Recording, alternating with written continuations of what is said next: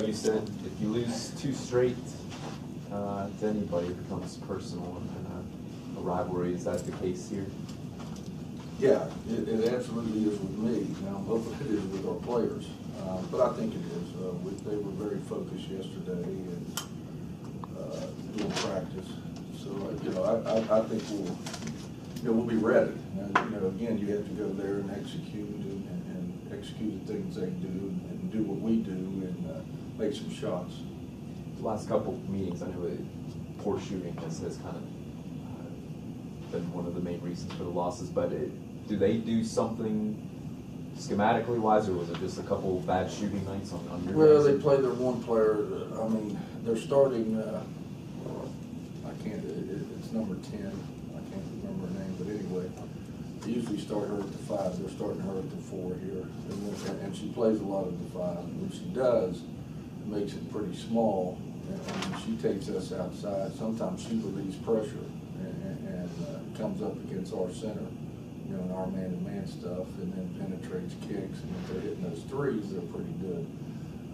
They will press some. I think it's going to be the key on their force, take care of the basketball, not having a bunch of turnovers, creating easy points for them at the other end. I think that's going to be key for us. And we're going to have to hit some shots because, they're going to try to take Asia out. And, they got some seniors also, and I'm sure they're going to play with a lot of confidence against us. If taking care of the ball is important, that puts a lot on your, obviously, the people handling the ball.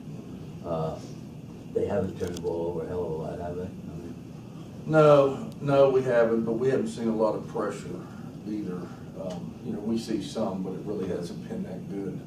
Duquesne's pressure is pretty good. They play extremely hard. They got them playing extremely hard, and they have some size too at the guard position. They have a 6'3" guard, and their other guard they have a guard shooting 52% from the 3.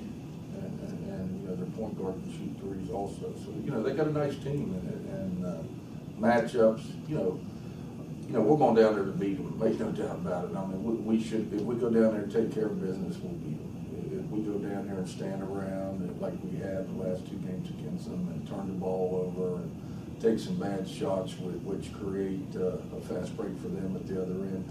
And, the other thing they do, they leak people out. So we got to be aware of that.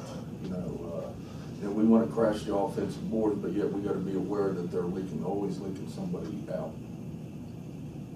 Speaking of boards, you've out-rebounded every team you've played this year. Obviously, you've been important in your success. In a game like this, I guess it becomes more important, especially if they like to run. Yeah, absolutely. And if they're going to leak somebody out, that should give us, our point guard is going back, so it should be 4 and 4 in there, and we got to just be more aggressive than they are on the boards. I think we will. I'm looking forward to the game, to be honest with you. Those games we played, the last couple ones, I really don't enjoy. They're nice to get a win, but you get to play everybody, but you really don't accomplish a whole lot. So this game, it's going to be good. It's on the road. They have a nice team, and we'll have to play pretty well. That said, you talked about this before last game. You want some tests before you get into the conference slate, but you don't want to lose either. Where's the sort of? It's a happy medium. Yeah. I don't want to lose right before Christmas either. I told the girls yesterday after practice, I said, this game determines whether I stay in my bedroom all Christmas or I go out and talk to people, whether we win or lose. So, it's important that we go down there and take care of business. How long are you going to leave the reindeer up this year?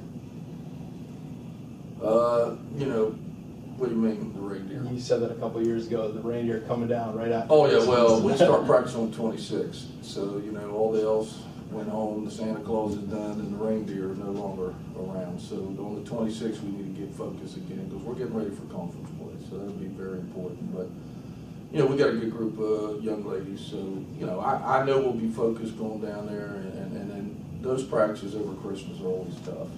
Even when I was on the men's side, it's tough. You come there, there's no students. The routine is messed up. And, they'd like to have a couple more days for Christmas, quite frankly. And so those days are always tough, but it is what it is, and we got to get ready after on the 26th.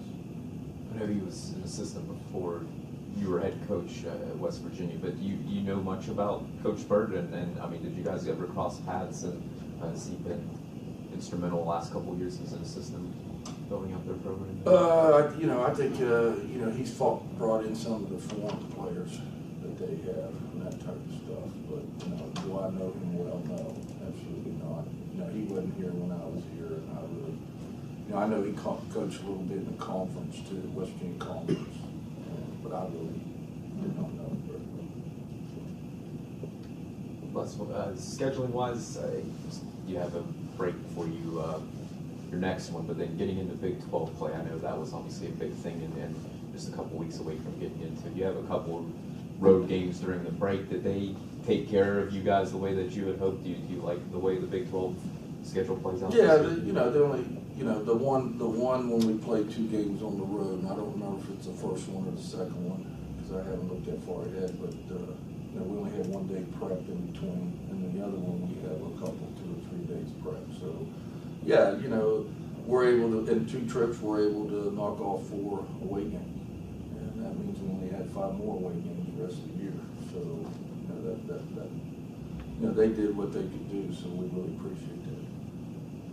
Mike, there's a lot of coaches that try to avoid giving bulletin board materials to their opposition. You don't seem to worry about that. I mean, you say, we're going up there to beat them, and if we play our game, we will or should or whatever, what did you say? I mean, what's your theory about that rather than just saying, boy, they're good, I hope we can win? Well, I did say they were good. Yeah, you did say that. And they beat us last 2 years, so give them credit. But, we can't worry. We're going to play a lot of good teams on the road and at home. So, they're just another team that but we need to win.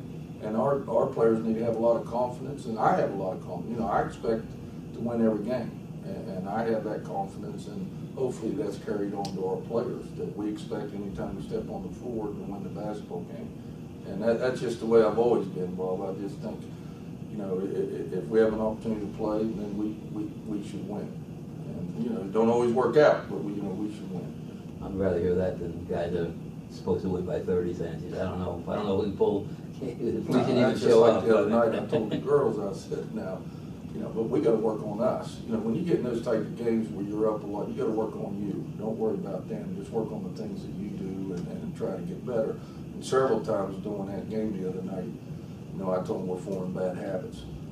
When we get in conference play and we play some tougher teams, we do that. It'll cost us. So, I've always been the type of coach. I coach the game. I don't worry about the score. Up 20, down 20. I'm going to coach to the end of the game. And our players, sometimes look at me like I'm crazy.